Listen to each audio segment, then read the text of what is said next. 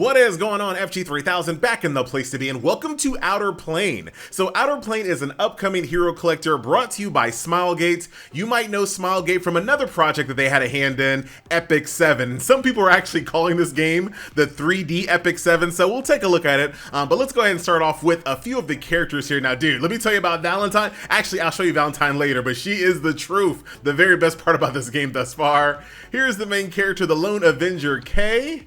I haven't really done any summons, so we'll do some summons toward the end of the video. I love her broom weapon though, it's pretty awesome. I like their introductions, but I gotta say that the overall UI of the character screen, it leaves a little bit to be desired. I gotta be real, like it doesn't have to be like super special because, you know, it's functional.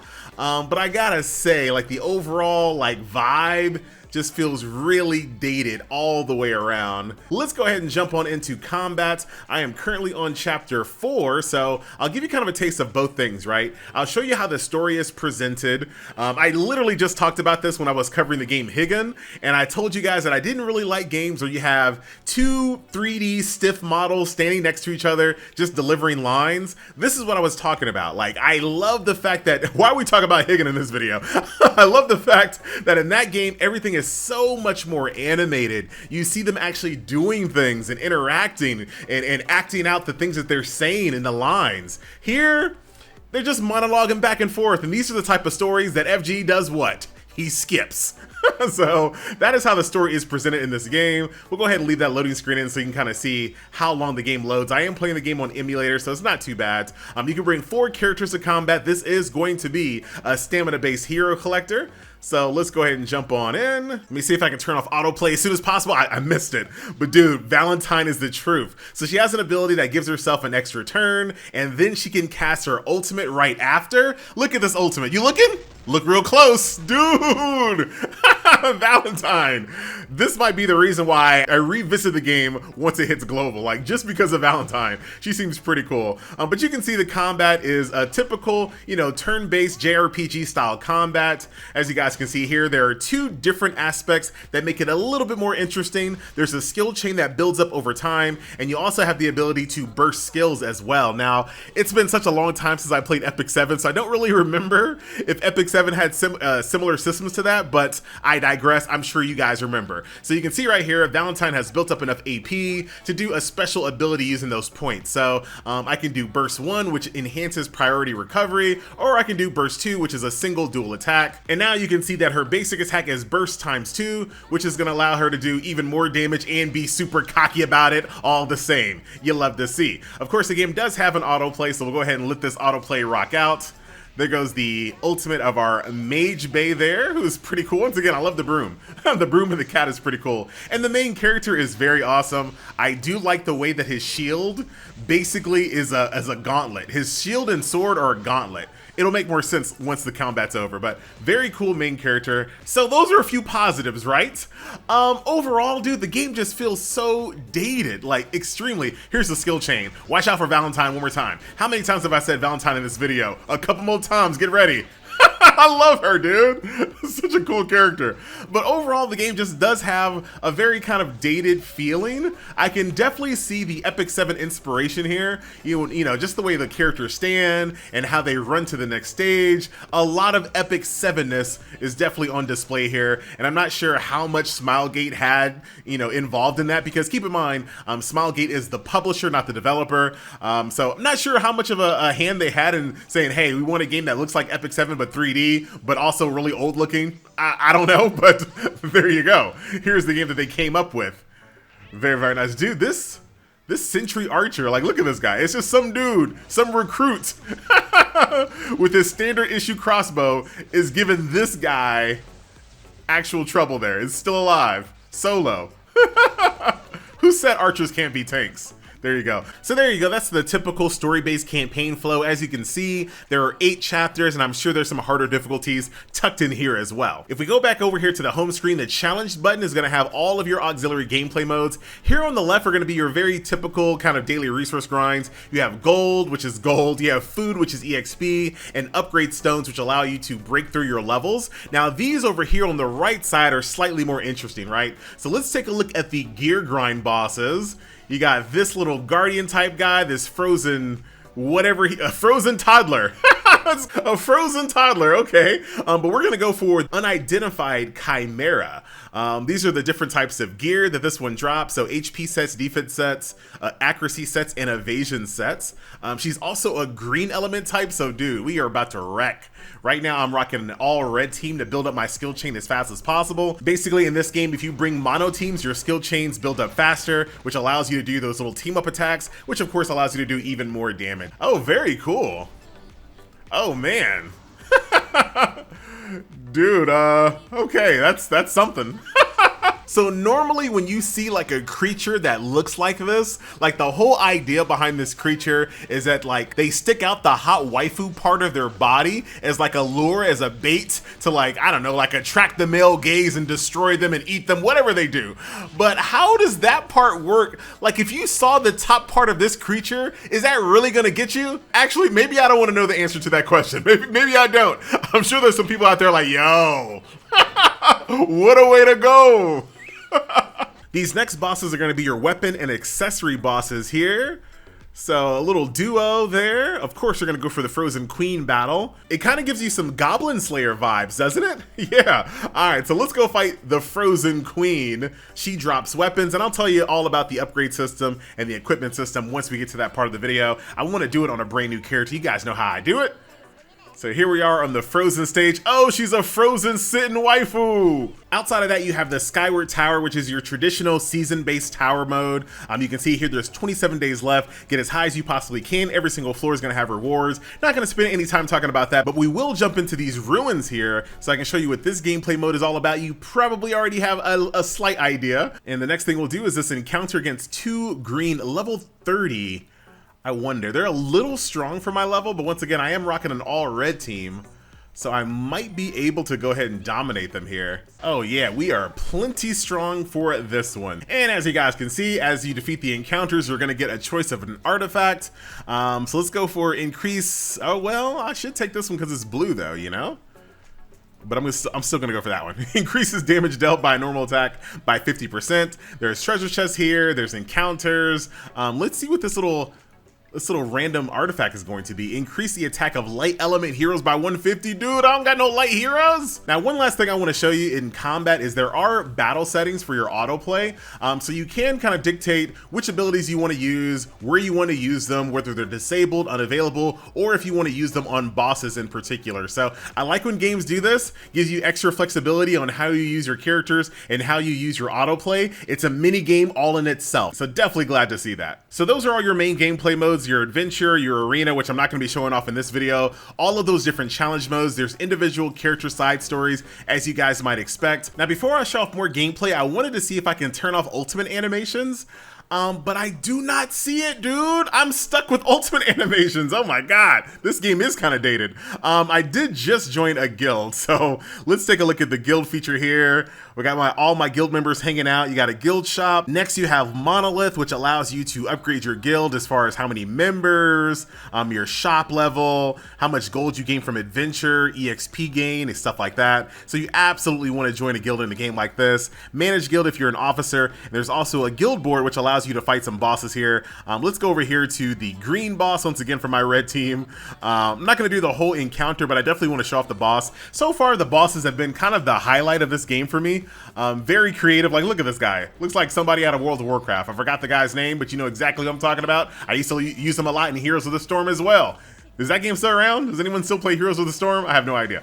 But there you go, looks just like them. You also have a home base that you can upgrade. Pretty much everything is locked for me right now, but I do have unlocked the idle-esque kind of thing. While you're offline, so you can see I've been offline for 6 hours, I have generated 2 ether and 1 of these gears. These little gear things allow me to upgrade some of the things that are inside my base, and I'll show you what that looks like. And then this right here, these ether, straight up cash out currency. So while you're idling, yeah, there's only 1 per 3 hours, but while you're idling, you will build up cash out currency that you can use to summon for, so that's not too bad. And then these little gears right here that you also get while you're idling can be used to upgrade it and to make it more efficient. So I just increased my max reward time by 60 minutes, and as you might assume, you can continue to upgrade that and get even more time out of that. So there you go, my friends, that is pretty much the game. Let's go ahead and jump on into the summoning banner. We'll go ahead and do a nice little warm-up, free recruit, Here you go. You want this? No, I wish I could take it back, dude. Oh man, that would have been one of the best. That would have been one of the best summon animations if I could take the card back. All right, so we already got Lily. Very, very cool. She turns into a dupe. You love to see it. All right, here's a special recruit banner. We'll do a 10 pull. I want to take it back, dude. Oh, you kind of can. You kind of can. FG with the BM. Come on. All right, dude, I love this summon animation. The best part of the game is the bosses and the summon animations and that picture of that cat right there. Shout out to Iris that walks around with a little fire Pokemon. You love it. Already got this guy. Oh, Sophia. Was she the... Oh, calm down, Sophia. The sophisticated lady. Already have you. Already have all these low rarity characters. There's a brand new little 2-star light element type healer. Looks the role, of course. Very nice. Let's go in for another summon here.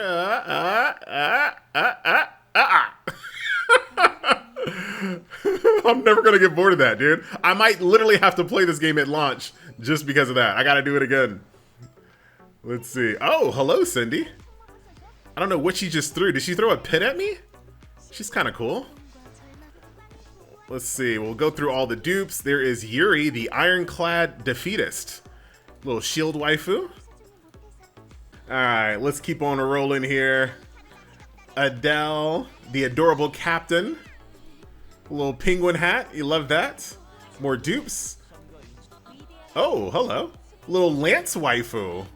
So far, that's the character we'll use to kind of show off the upgrade process in the game.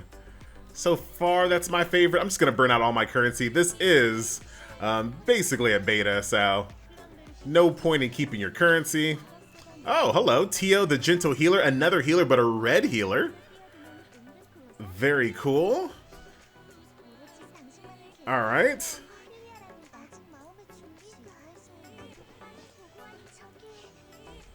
Everything else is just a bunch of dupes there.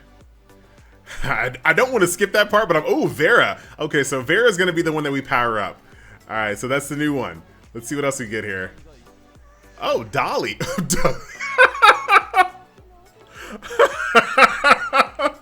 Dude, what is this game? What did I get myself trapped into?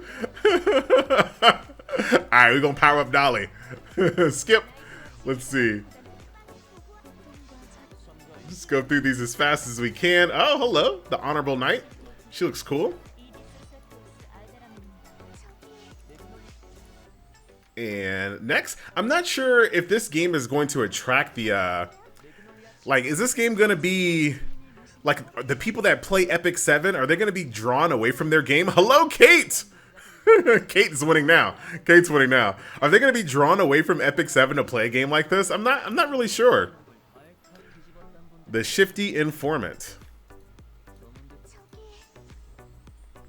All right, and there you go. That's all my currency. Now I'm not really sure who I wanted to go for. There were some good ones in there, man. You know what I'm saying? All right, we'll just go for Kate here. The Fiery Blacksmith. As far as leveling up your character, very straightforward. They love to eat food. You can hit auto register. It'll grab the food in question, hit you all the way up to their max level. In order to break through their max level, you are going to need these resources. Those can be acquired from the Upgrade Stone Retrieval stage. Hit that button. It'll take you directly to the stage. Select your team in question.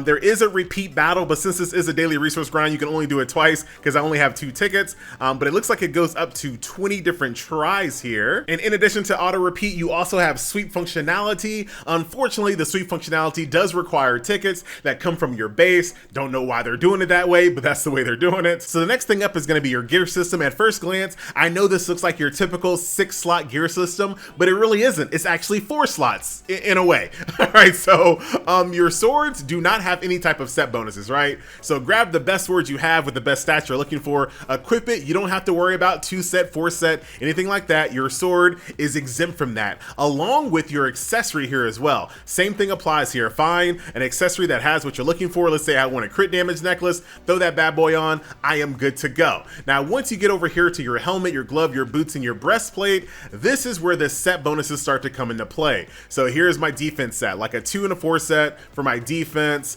What other types of gear do I have here? I have an attack set, which is a 4-piece with a 2-set and a 4-set bonus. I'm also using a speed set on my girl Valentine that can only be activated with 4-set, etc, etc. And as far as I can tell, none of the gear has any type of hidden stats or anything like that.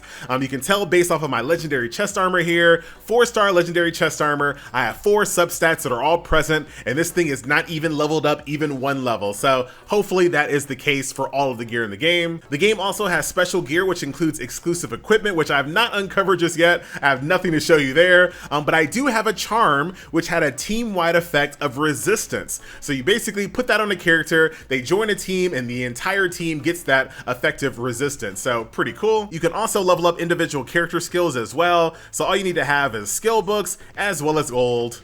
Pretty straightforward, as you can see. Transcending is what you're going to be using your dupes for, so as you summon these characters, you get shards. Use those shards, use some gold. That'll level up your star level, and as you guys can see, based on your star level, you're going to get additional power-up stats here as well. And then last but not least, the game does have a trust gauge, which is basically an affinity system. As you level up their affinity, you're going to get different types of greetings, expressions, you're going to get some milestone rewards, etc, etc. And look at that! Is that where the exclusive weapons are? Yes, they are. All right, so once you level up Trust Gauge 10, you are going to get exclusive weapons. Very, very nice. I hope they show up in the character, but I have no way to confirm that nor deny it.